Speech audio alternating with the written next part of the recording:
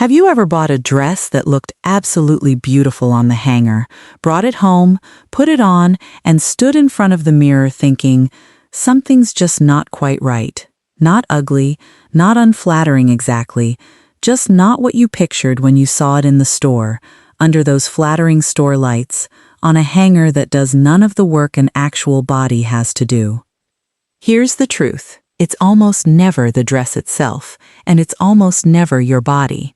It's that nobody ever taught most of us how a handful of very specific silhouettes interact with the way our shape naturally shifts over the decades. And once you know what to look for, you'll never stand in front of that mirror confused again. By the end of this video, you'll know exactly which dresses to reach for, by name, and exactly why each one does what it does. This matters more than it might seem, because a dress is one piece of fabric making every single decision for your whole silhouette at once. There's no separate top and bottom working together, or against each other. There's just one shape, and it's either working with you, or it isn't. Get it right, and you stop thinking about your clothes the second you walk out the door. Get it wrong, and you spend the whole day quietly adjusting, tugging, and second-guessing something you should have been able to forget about entirely. And there's one on this list. Number 5. That stylists keep naming as the single most underused dress for women over 60, the one almost nobody thinks to ask for by its actual name. We'll get there. Welcome back to Style After 60, where looking current isn't about chasing youth, it's about wearing the silhouette that actually flatters the body you have right now. If dressing for your real shape, not someone else's, is your thing, the subscribe button is right there. Let's get into it. Dress 1 is the A-line. I understand why some women pass right over this one without a second look. A-line can sound a little plain in your head, like the safe, boring choice you settle for when nothing else fits right. Here's the mechanism, and it's really just geometry. An A-line dress is fitted through the bodice and shoulders, and then releases into a gradual flare starting at the waist or just below it. That flare does 3 things simultaneously. It defines the narrowest point of your torso, it skims past the hips and thighs without ever touching them tightly, and it creates a long diagonal line that pulls the eye downward and outward in one smooth motion, rather than letting it catch on any single wide point. The real value of the A-line isn't what it does, it's what it refuses to do. It doesn't cling at the stomach, it doesn't pull tight across the thighs when you sit down, and it doesn't require a sharply defined waist to look intentional, which matters because waist definition is one of the things that naturally softens with time, and an A-line doesn't need you to have kept that definition to still look completely put together. This shape works especially well if you carry any softness through the middle, or if your proportions have shifted toward your midsection over the years, which happens to nearly every woman eventually, and has nothing to do with how well you've taken care of yourself. It's also genuinely versatile across height. On a shorter frame, a knee-length A-line in a single solid color keeps the line clean and uninterrupted, while on a taller frame, a slightly longer hem can carry the same flare without overwhelming the proportions.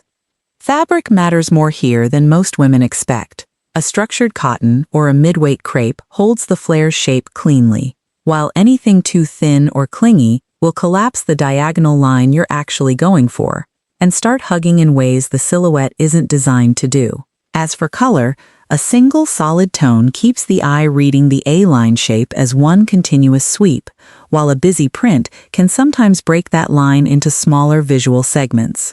Not wrong, just a different effect, worth choosing on purpose rather than by accident. The fix. Look specifically for A-line on the tag or description, fitted through the bodice, flaring gradually from waist or just below, in a fabric with enough body to hold its shape. Do it today. Take any straight or boxy dress you already own and try cinching it with a slim belt right at your natural waist, then let the fabric below fall loose. That's a rough preview of the same diagonal line an A-line creates on purpose. But the A-line isn't even the most requested dress on this list. The next one is something stylists mention almost every time this topic comes up, and there's a real reason why. Dress 2 is the wrap dress. I get why this one can feel intimidating at first. The idea of a dress that ties rather than zips sounds like it might come undone, or like it requires a body type you're not sure you have. Here's why it earns its reputation. A wrap dress crosses at the front and ties at the waist, which means the waistline isn't fixed in one place. It's adjustable to exactly where your body actually narrows on that particular day in that particular outfit. That adjustability is the entire mechanism. Most dresses are cut for an assumed waist position and just hope it lines up with yours. A wrap dress lets you place that line yourself, which means it defines your waist accurately instead of guessing at it. On top of that, the V-neck line created by the crossing fabric draws a vertical line up toward your face and elongates the neck, which works against the natural tendency of the eye to travel horizontally across the body. This style genuinely flattens out differences between body types in a way few other dresses manage. Fuller through the middle, fuller through the hips, narrower through the shoulders, broader through the shoulders. The tie simply moves to wherever your actual waist sits, so the dress is doing the adjusting rather than asking you to find the one body type it was designed for. Fabric is where this can go right or wrong, though. A jersey or soft crepe with real drape will move and skim the way the silhouette intends. A stiffer cotton or anything with too much structure will hold its shape stiffly at the wrap point and can pull oddly when you sit or reach. The fix. Look for a true wrap style. Fabric that crosses and ties, not a faux wrap with a fixed seam pretending to be one. In a fabric with some drape, like jersey or a soft crepe, rather than anything stiff. Do it today. If you own a robe or a wrap cardigan, try crossing it the way a wrap dress would sit and tying it at your natural waist over an outfit, just to see how differently the V-neck and the cinched waist read compared to whatever you're currently wearing buttoned straight up. I worked with a client a few years ago who avoided wrap dresses entirely, convinced they were for younger women or for a body type she didn't have. The first time she actually tried one on, properly tied at her own waist, she said the thing I hear in that fitting room more than almost anything else. "Oh, it's adjusting to me, not the other way around. That's the whole point. And it's why this style has lasted decades without ever really going out of style." That's dress 2. Dress 3 is the quick one, so stay with me. Dress 3. Fast. The shift dress. I'll keep this one quick, but it earns more than a passing mention. A lot of women picture a shift as plain to the point of forgettable, almost like settling rather than choosing. The mechanism. Quickly. A shift dress hangs straight from the shoulders with little to no waist shaping, which means there's no place on the dress that's trying to cling to anything. It skims the body in one continuous line rather than gripping at the waist or hips, which makes it one of the most forgiving silhouettes that exists for body shapes that change from week to week, let alone year to year. Because there's no waist seam fighting against your actual proportions, a shift simply doesn't care whether your waist sits exactly where the designer assumed it would. This is also one of the easiest silhouettes to dress up or down purely through what you put around it, since the dress itself stays neutral and lets accessories do the talking. The fix. Look for a boat neck or scoop neck shift, falling straight from the shoulder, in a fabric structured enough to hold its own shape rather than collapsing into something shapeless. Do it today. If you have a simple straight dress already, add a statement necklace or a structured blazer over it, and notice how quickly accessories can give a shift dress all the polish a more fitted dress would have to build into the seams themselves. Dress 4 is the fit and flare. This one sits right between the close fit of a sheath and the looseness of an A-line, and I understand why some women hesitate here. Fitted can sound like a word that demands a certain kind of body to pull off. Here's the actual mechanism. A fit and flare is structured and closed through the chest and waist. Then the fabric flares out from the waist down, similar to an A-line, but with a more defined, often fuller flare, rather than a subtle one. The structured top half does real work establishing your shape clearly and confidently, while the flare below gives you complete freedom of movement and skims rather than clings past the hip and thigh. The combination reads as deliberately feminine rather than fussy, because the eye registers both halves as intentional. a defined top, a soft, moving bottom, rather than one shapeless piece of fabric trying to do everything at once. This style tends to photograph particularly well in motion, walking, turning, sitting down, and standing back up, because the flare moves with you instead of staying static, which is part of why it remains a go-to for special occasions specifically. It tends to suit a wider range of body types than people expect, because the structured bodice can be built with more or less definition depending on what you need, and the flare below is genuinely one of the more forgiving shapes for fuller hips or thighs, since it's designed to move away from the body rather than trace it. Fabric choice changes the formality here more than almost any other style on this list. A cotton or linen fit and flare reads casual and daytime appropriate. The same silhouette in satin or a structured taffeta becomes evening ready without changing the cut at all. The fix. Look for genuine structure through the bodice.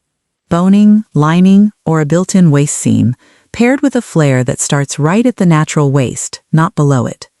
Do it today. If you own a fitted top and a flared skirt separately, try them together and watch how the combination reads compared to either piece worn alone with straight-leg trousers or a pencil skirt. And here it is, the one I promised you back at the start. This is the silhouette stylists keep naming as the most underused, flattering option for women over 60, and most women have simply never asked for it by its actual name. Dress 5 is the draped or cowl dress. Here's why almost nobody requests this one specifically. Most of us think in terms of fitted or loose, as if those are the only two categories that exist. Draping is a third category entirely. It's neither tight nor baggy. It's fabric that's deliberately gathered and allowed to fall in soft folds, usually at the neckline, waist, or hip. Here's the mechanism, and this is what makes it so effective specifically for this age group. Draped fabric creates its own shadow and movement, which means the eye reads texture and dimension in the gathered area instead of scanning flat across the body looking for a defined edge. On areas where you might prefer the eye not linger too precisely, a softened waistline, a midsection that's changed shape over the years, strategic draping doesn't hide the area so much as it gives the eye somewhere more interesting to look first. It's working with light and fabric movement rather than trying to disguise anything, which is why draped dresses tend to read as elegant rather than concealing. The fabric choice matters enormously here. Silk, satin, and soft jersey drape and fall the way this silhouette needs. Anything stiff or heavily structured will fight the gather instead of cooperating with it.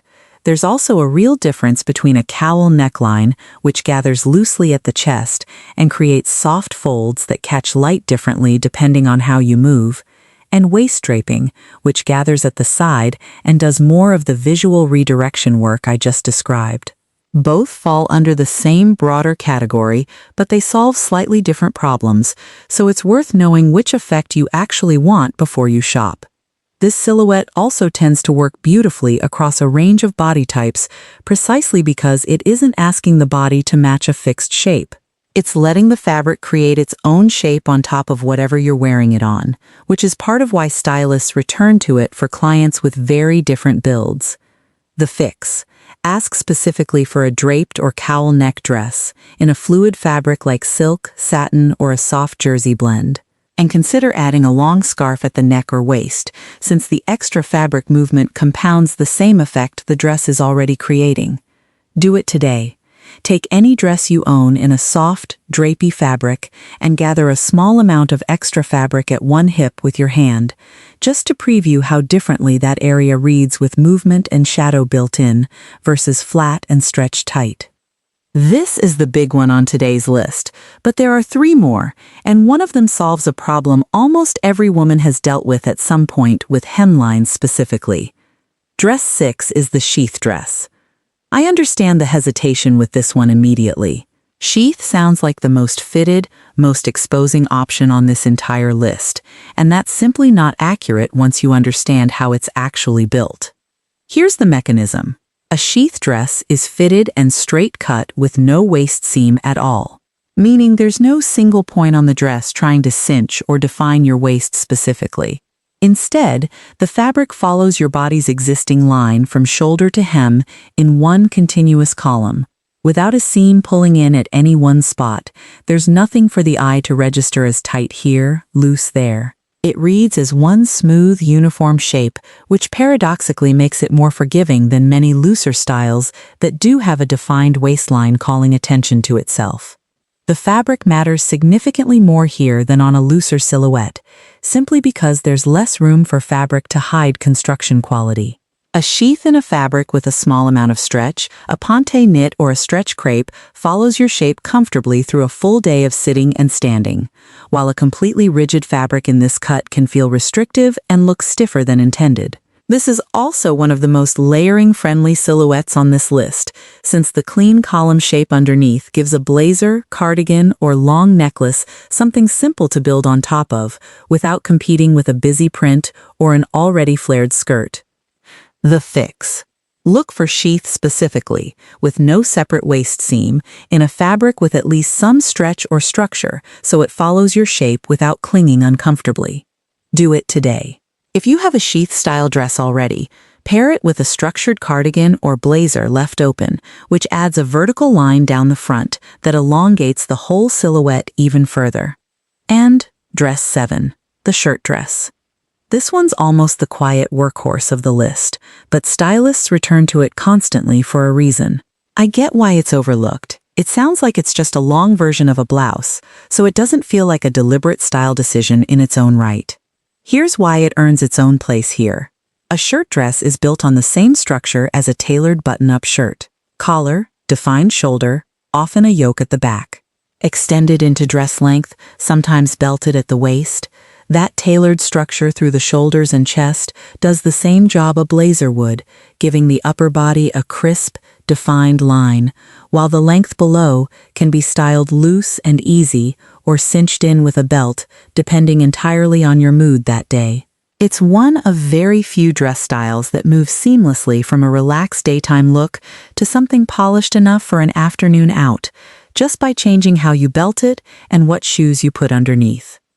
A crisp cotton shirt dress reads as classic and slightly tailored, while the same shape in a softer fabric, like a lightweight chambray or linen, feels more relaxed without losing the structure through the collar and shoulders that makes the silhouette work in the first place. The hem length is also genuinely flexible here. A midi shirt dress shows a bit more leg for a slightly dressier feel, while a longer hem leans more toward easy, everyday wear, and both versions keep the same upper body structure doing the heavy lifting. The fix. Look for genuine shirt details, a real collar, button placket, structured shoulder, rather than a dress that's merely shirt-inspired without the actual tailoring. Do it today. If you own a button-up shirt long enough to wear as a tunic, try belting it at the waist over leggings as a quick preview of the same silhouette before committing to a true shirt dress. And one more, a true bonus item I couldn't leave off this list, even though I told you 7 at the start. Dress 8 is the maxi, specifically the properly proportioned maxi, because this is the one style on this entire list where getting the proportions wrong actually works against you. And getting them right makes an enormous difference. I understand the hesitation here better than almost any other dress on this list, especially if you're on the shorter side. The common belief is that a floor-length dress will shorten you visually, swallowing your frame and fabric. That belief isn't entirely wrong. It's just incomplete. Here's the actual mechanism. A maxi dress creates one long, uninterrupted vertical line from shoulder to floor, and vertical lines lengthen the silhouette. That part of the reputation is accurate. Where it goes wrong is hem placement. A hem that drags on the floor or pools at your feet cuts off that vertical line visually right at the ankle, which is exactly the opposite of the lengthening effect you're after. A hem that sits right above the ankle bone, by contrast, lets that long vertical line complete itself all the way down and shows just enough of your foot and ankle to keep the proportions reading tall rather than swallowed. Waist placement matters here almost as much as hem length. An empire waist, which sits just under the bust rather than at the natural waistline, shortens the distance the eye travels before it hits a horizontal break, which can actually work against the lengthening effect on a shorter frame. A maxi with a defined natural waistline, by contrast, keeps that long vertical line intact for longer before introducing any horizontal interruption at all. Print also plays a role worth knowing about. A small, subtle, or vertically oriented print tends to support the lengthening line, while a large horizontal print or pattern can visually cut the silhouette into shorter segments without you realizing why the same dress looks different on the rack than it does in the mirror. The fix. Choose a maxi with a hem that hits right above the ankle bone. Have it altered if needed. This is worth the cost of a tailor. And look for some waist definition built in at the natural waist, even subtle, so the long vertical line isn't entirely uninterrupted from shoulder to hem. Do it today. If you own a maxi that pools at the floor, try it with the hem temporarily pinned up to just above your ankle and look at the difference in a full-length mirror. Most women are genuinely surprised by how much taller and more put together that small adjustment makes the entire dress look. Now here's the real secret tying all 8 of these together. None of these dresses work because of a trend cycle, even though some of them happen to be having a moment again right now. They work because of the same handful of mechanical decisions every time, where the fabric is fitted versus loose, where the eye is given a vertical line to follow, and whether the waistline is fixed in one spot or allowed to sit where your body actually narrows. Every single dress on this list is really one principle wearing 8 different names. Let the fabric do the structural work instead of asking your body to do it alone. That's the real question a stylist asks walking into any dress shop, even when they're not saying it out loud.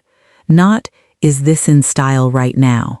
But where does this particular fabric want to sit, and does that match where I actually need support today? Once you understand that question, you stop needing anyone to hand you a list.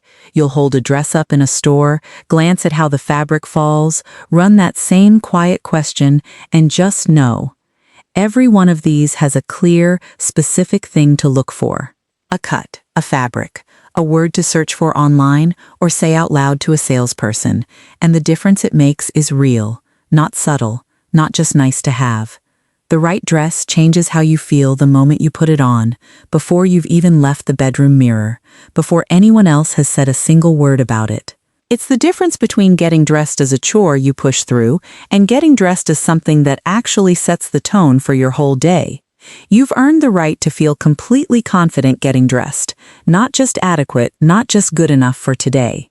Not because you need to chase a younger version of yourself, because you deserve to wear something that actually works with the body you have right now, today, exactly as it is, without apology, and without a single adjustment needed once you walk out that door. If this helped you see your own closet a little differently, give it a like. It genuinely helps more women like you find this channel. And subscribe for more of this every week here on Style After 60. And tell me in the comments, which of these 8 dresses are you adding to your closet first? I read every single one, and I'd love to know which one surprised you most, or which one you've been quietly avoiding for years, for no real reason at all.